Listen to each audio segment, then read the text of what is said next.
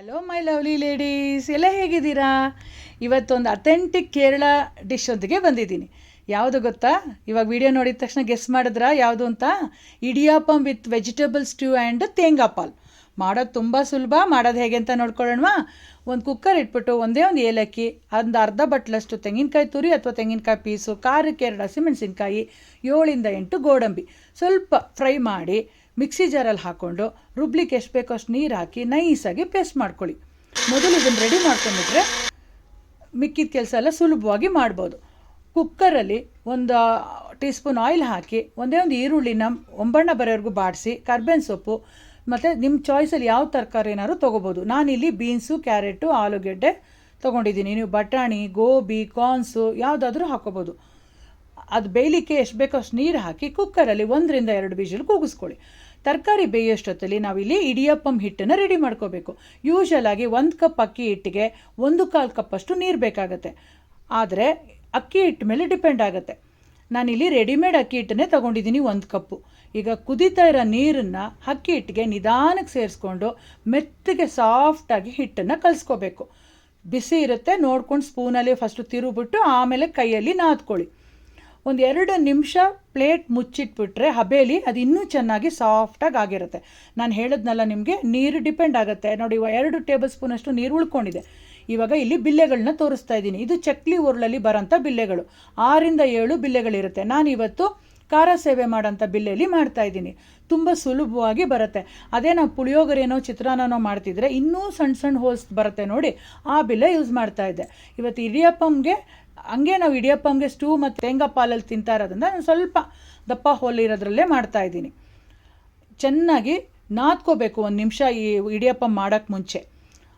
ಮತ್ತು ಒರಳಲ್ಲಿ ಎಷ್ಟು ಇಡಿಸುತ್ತೋ ಅಂದಾಜು ಮೇಲೆ ಆ ಥರ ರೌಂಡಾಗಿ 2 ರಿಂದ 3 ಉಂಡೆಗಳನ್ನ ಮಾಡಿಟ್ಕೊಳ್ಳಿ.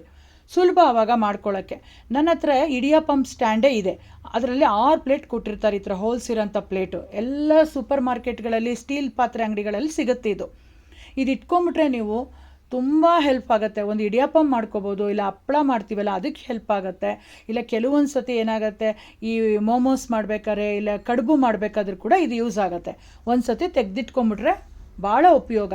ನೋಡಿ, 6 ಪ್ಲೇಟ್ಗೂ ನಾನು ಒಂದೊಂದು ಇಡಿಯಪ್ಪ ಬರೋ ಥರ ಹಿಂಡ್ತಾ ಇದ್ದೀನಿ.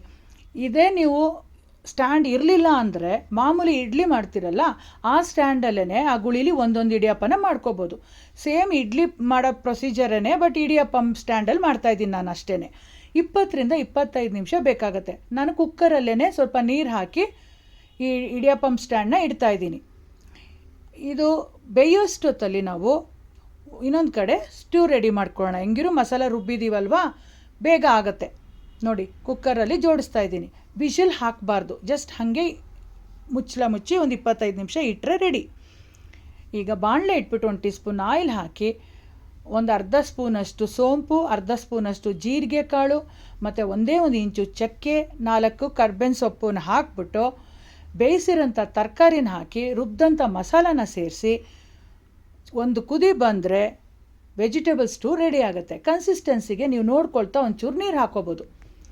ಲಾಸ್ಟಲ್ಲಿ ಚೆನ್ನಾಗಿ ಕುದೀತಾ ಇದ್ದಾಗ ಸಣ್ಣದಾಗಿ ಹೆಚ್ಚಿದಂಥ ಕೊತ್ತಂಬರಿ ಸೊಪ್ಪನ್ನ ಸೇರಿಸ್ಬಿಟ್ರೆ ಇಡಿಯಪ್ಪಮ್ ಕಾಂಬಿನೇಷನು ವೆಜಿಟೇಬಲ್ ಸ್ಟೂ ಸೂಪರಾಗಿ ರೆಡಿ ಆಯಿತು. ಈಗ ಇನ್ನೊಂದು ಹೇಳೋದ್ನಲ್ಲ, ಯಾವ್ದು ಹೇಳಿ? ತೇಂಗಾ ಪಾಲ್ ಮಾಡೋದು ಹೇಗೆ ನೋಡ್ಕೊಳ್ಳೋಣ. 1 ಕಪ್ಪು ಬೆಲ್ಲ ತುರಿದ್ಬಿಟ್ಟಾರು ತೊಗೊಳ್ಳಿ, ಇಲ್ಲ ಪುಡಿನಾರು ತೊಗೊಳ್ಳಿ. ಇದಕ್ಕೇನು ಪಾಕ ಬರೋದೆಲ್ಲ ಏನೂ ಬೇಡ, ಕರಗಿಸಿದ್ರೆ ಸಾಕು. ಇದಕ್ಕೆ ಕುದಿ ಬಂದಾಗ ಶೋಧಿಸ್ಕೋಬೇಕು ನೀವು. ಕಲ್ಲು ಮಣ್ಣು ಇರುತ್ತಲ್ವ ಕೆಲವೊಂದು ಸತಿ, ಶೋಧಿಸ್ಕೊಂಡು ನಾನೊಂದು ಪಾತ್ರೆಯಲ್ಲಿ ಹಾಕಿ ಬೆಲ್ಲದ ನೀರನ್ನ ಕರಗಿಸಿದ್ಮೇಲೆ 1 ಕಪ್ಪು ತೇಂಗಾ ಪಾಲು ಅಂದರೆ ತೆಂಗಿನಕಾಯಿ ಹಾಲು ಮತ್ತು 1 ಕಪ್ಪು ಮಾಮೂಲಿ ಕಾಫಿಗೆಲ್ಲ ಮಾಡ್ಕೊಳ್ತೀವಲ್ಲ ಹಸುವಿನ ಹಾಲು, ಎರಡನ್ನೂ ಹಾಕಿ ಚೆನ್ನಾಗಿ ಕುದಿಯೋಕ್ಕೆ ಬಿಟ್ಟಿದ್ದೀನಿ. ಇದು ಕುದ್ರೆ 1 ಚಿಟಿಕೆ ಏಲಕ್ಕಿ ಪುಡಿ ಸೇರಿಸಿ ಇಳಿಸಿದ್ರೆ ತೇಂಗಾ ಪಾಲು ಸೂಪರಾಗಿ ರೆಡಿ ಆಗುತ್ತೆ. ನೀವು ತೆಂಗಿನಕಾಯಿನ ತುರಿದು ರುಬ್ಬಿ ಮಿಕ್ಸಿ ಜಾರಲ್ಲಿ ಹಿಂಡಿ ಆ ಥರ ತೆಂಗಿನಕಾಯಿ ಹಾಲನ್ನು ಹಾಕೋಬೋದು. ನಾನಿಲ್ಲಿ ಫಾಸ್ಟಾಗಿ ಮಾಡಬೇಕು ಅಂತ ಇನ್ಸ್ಟೆಂಟ್ ಸಿಗುತ್ತಲ್ಲ ತೇಂಗಾ ಪಾಲು ಅಂತ ರೆಡಿಮೇಡ್, ಅದನ್ನೇ ಹಾಕಿದ್ದೀನಿ. ಸೊ ಈ ರೆಸಿಪಿ ನಿಮಗೆಲ್ಲ ಇಷ್ಟ ಆಗಿದೆ ಅನಿಸುತ್ತೆ. ಟ್ರೈ ಮಾಡಿ ಫ್ರೆಂಡ್ಸ್, ತುಂಬ ರುಚಿಯಾಗಿ ಬರುತ್ತೆ. ಬಾಯ್.